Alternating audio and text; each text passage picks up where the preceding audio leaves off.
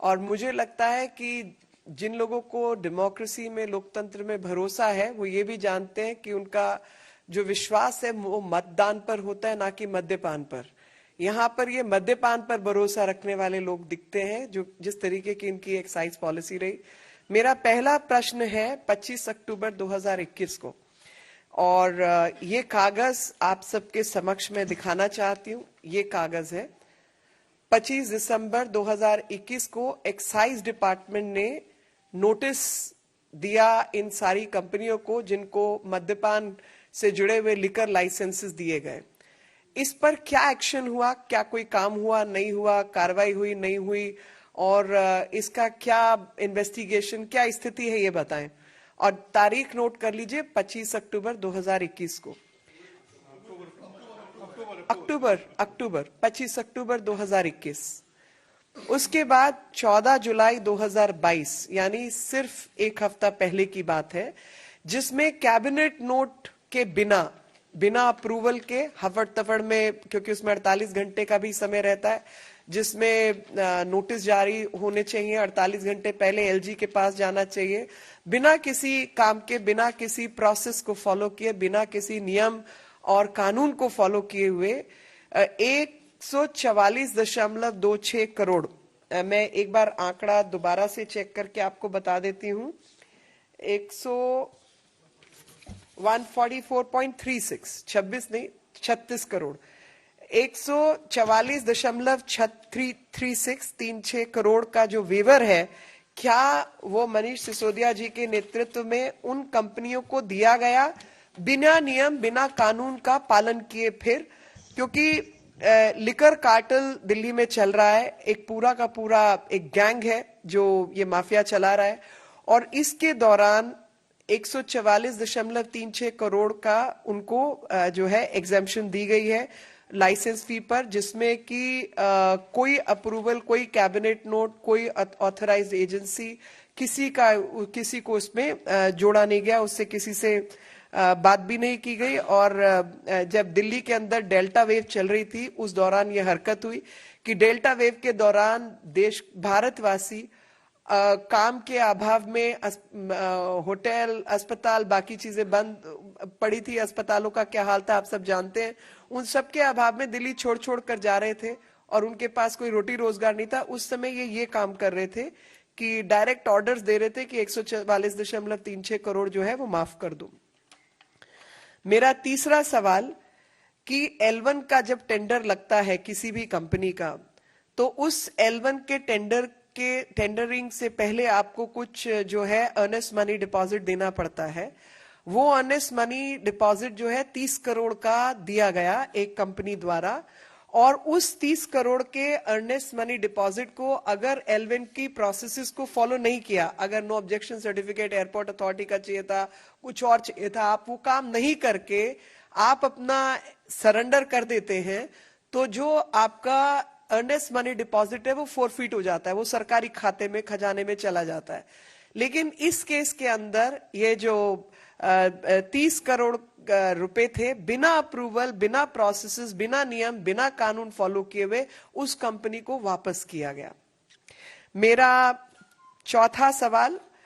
कि 50 रुपए जो विदेशी अल्कोहल है और खासतौर पे बियर, तो 50 रुपए पर केस की एग्जेम्पशन जो है वो एग्जेम्पशन दी गई बियर के केसेस पर जो इंपोर्टेड लिकर था, विदेश से आने वाला जो अल्कोहल था, लिकर था, उसके ऊपर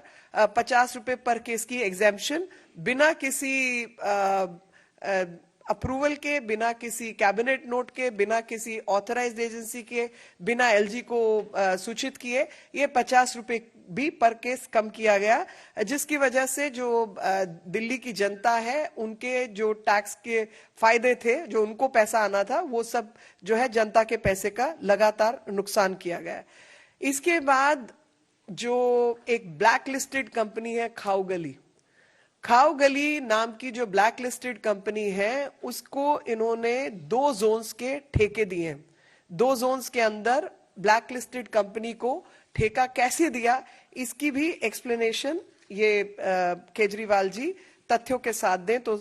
हम सबको ईमानदारी का सर्टिफिकेट असेस करने में मदद होगी। एक कार्टलाइजेशन जो है टेंडरिंग प्रोसेसेस के अंदर कार्टलाइजेशन बंद होती है कि हम 4-5 लोग तय कर लें आपस में कि हम 4-5 कंपनियां फ्लोट करेंगे और उसी के आधार पर मिलजुल के हेराफेरी करके हम इकट्ठे टेंडरिंग में उतरे और टेंडरिंग प्रोसेस में कि इसको मिले तो मैं पार्टनर, मेरे को मिले तो ये पार्टनर, इस तरीके की जो चीजें हैं वो अवैध है, इलीगल है, गैर कानूनी है। लेकिन आपको हैरानी होगी कि इस सारी जो लिकर पॉलिसी है जिसके अंदर सब धांधलेबाजी हुई है, उसके अंदर कार्टलाइजेशन की प्रोसेस जारी थी। मंगूटा एक कंपनी है, वो मंगूटा कंपनी एक इंडोस्प्रिट और एक खाओगली, ये 3-4 कंपनियों की कार्टलाइजेशन के बाद ये काम हुआ और इन सब के पीछे श्रीनिवास आलू रेड्डी का जो है एमएसआर का क्या लेना देना है, कितने पैसे लगे, क्या है, इसकी अगर वो ब्यौरा देंगे तो जनता को सहूलियत होगी ईमानदार का सर्टिफिकेट असेस करने में। तो आज जो है हम यही बताने आए हैं कि इन सब इलीगल गैर कानूनी चीजों को लेकर जिस तरीके की धोखाधड़ी दिल्ली की जनता के साथ हुई है और जो बहुत बड़ा जो है स्कैम ही कहेंगे, उसका ब्यौरा जो है तथ्यों के आधार पर अगर केजरीवाल जी देते हैं तो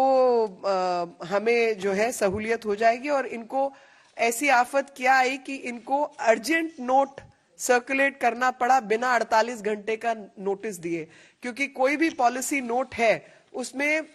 कोई मरने जीने वाला नहीं, कोई आग नहीं लगी, कोई आपदा नहीं आई, कुछ नहीं हुआ।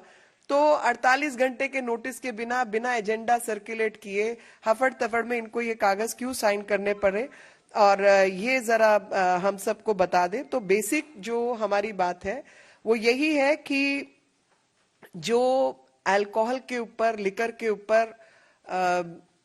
टैक्सेस लगते हैं, वो टैक्सेस जनता के काम आने वाला पैसा है, लेकिन इन्होंने लगातार लिकर कंपनियों को, माफिया को फायदा पहुंचाने के लिए नियम कानून का उल्लंघन करते हुए कुछ निर्णय लिए हैं और सीधे सीधे तौर पर वो लाइसेंसेस, वो निर्णय जो है उससे जो है जनता का नुकसान हुआ है, जिसमें वेवर ऑफ फीस इत्यादि इन्होंने दिया है। अब इसी बात को मैं जो अंग्रेजी चैनल्स हैं उनके लिए कहना चाहती हूँ कि in a non conforming manner and even wards, मैं डिटेल में नहीं जा रही, ये सवाल मैंने पूछ लिया है, एक वार्ड के अंदर 2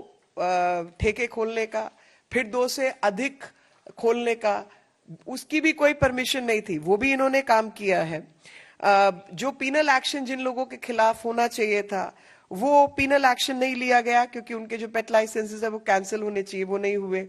जो स्कूल आदि हैं उनके आसपास ठेके खोलने का, मार्केट प्लेसेस जहां पे महिलाएं, और जैसे साउथ एक्स मार्केट है, कोटला में ऑलरेडी एक ठेका चलता था, एक और इन्होंने खोला। जनता की हाहाकार मची, महिलाओं के ग्रुप, सिविल सोसाइटी और सबने इसका जो है विरोध किया। बावजूद उन तमाम चीजों के इन्होंने अपनी लाइसेंसिंग पॉलिसी नहीं बदली।